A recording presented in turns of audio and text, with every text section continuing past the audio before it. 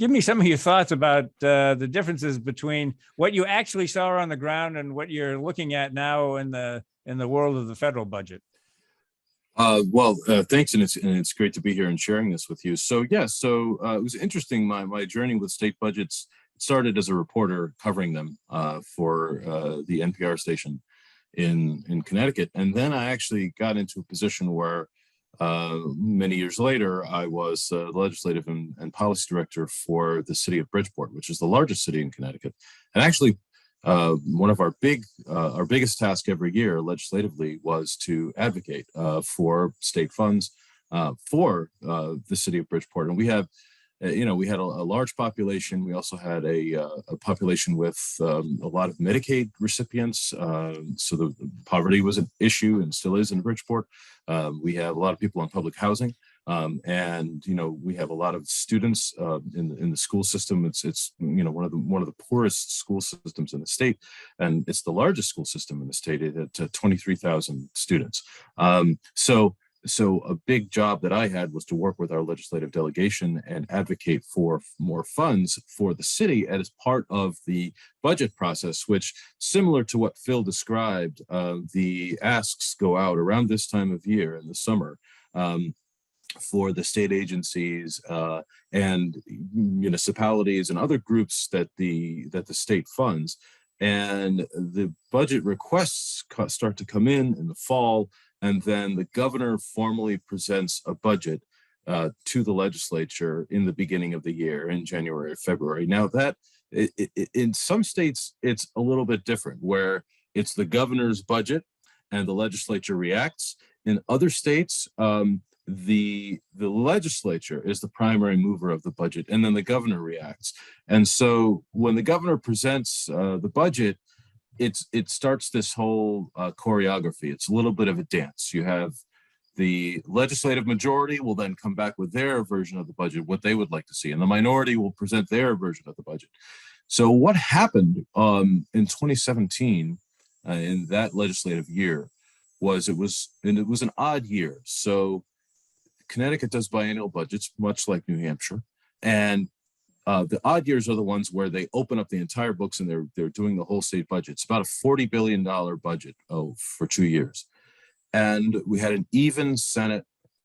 We had 18 Republicans and 18 Democrats in the Senate.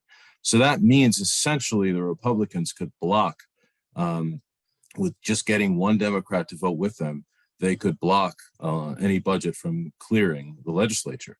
And what happened was, this happened a number of times. And if you don't adopt a budget by a certain date, the fiscal year starts on July 1st.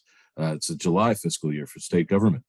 And so they did not have a budget agreement. They did not go forward with a budget in the summertime. And we, as the largest city in the state, started to see some real world consequences of that, because, for instance, we had after school programs that were funded with state dollars, where we had thousands of kids that it was critical for them to participate in these after school programs funded by the state, because if they didn't, who knows what kind of trouble they were going to get into.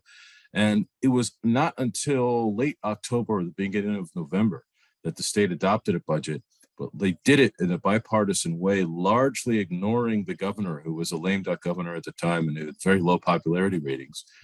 And what they did by doing that was adopting a whole bunch of fiscal controls that the Republicans were insisting on. And that has resulted, a few years later, if you fast forward to 2022, to that plus about $6 billion in COVID funding that came from the federal government. But the fiscal controls have turned into the largest amount of budget reserves ever in the state of Connecticut's history. They created a volatility fund which would capture dollars to offset some of the ups and downs of the stock market, because a lot of the capital gains taxes is what used to fund the government, stock and dividend taxes in Connecticut. And so because of that bipartisan budget agreement that went through, that had such a supermajority that it didn't matter if the governor was going to veto it or not, that has resulted in Connecticut having the largest budget surplus ever in its history. Right now, it topped off at $4.3 billion. Georgia has about a $50 billion annual budget. And when I was at those two different state agencies, I was always hyper-focused on the budget, particularly when I was COO at the Department of Community Affairs. We actually got 70% of our funding at that state agency from the federal government. The Department of Community Affairs is the primary housing agency in Georgia, and so that agency regularly receives federal money.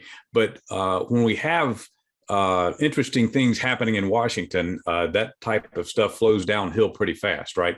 So by interesting things, I'm talking about the Great Recession. So if you turn the clock back to the aughts and you think back to 2008, 2009, remember when we passed all that legislation in Washington, $787 billion in stimulus. So down here in Georgia, I came into state government about 5 or 6 years after that was passed. And there's an interesting story that was associated with that. So a lot was done for Wall Street in that legislation. And the Congressional Black Caucus stepped up at one point and said, hey, how about do something for Main Street and all this? So they sent these funds to us, to the state housing agencies, instructing us to basically offer people mortgage assistance. So for example, if you lost your job during the Great Recession, or even if you took a pay cut and you kept your job, you would have access to this mortgage assistance program. In Georgia, we call it Home Safe.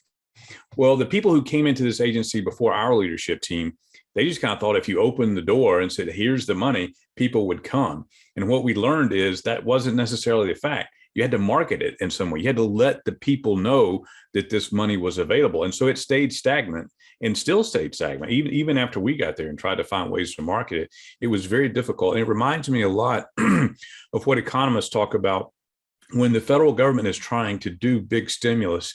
Sometimes the pipes just aren't large enough, for that stimulus to run down to the government in an efficient way. And then you start talking about differences in ideology from state to state. I can't help but think that our predecessors probably had some ideological differences with this money that they were in charge of distributing, right? They probably at their core didn't believe in what this program was all about. So you have all these different issues coming at you from different ways. But that was my experience at the Department of Community Affairs. And I second what you say about bond ratings. That was something the governor that I worked for was always hyper-focused on maintaining Georgia's superior AAA bond rating.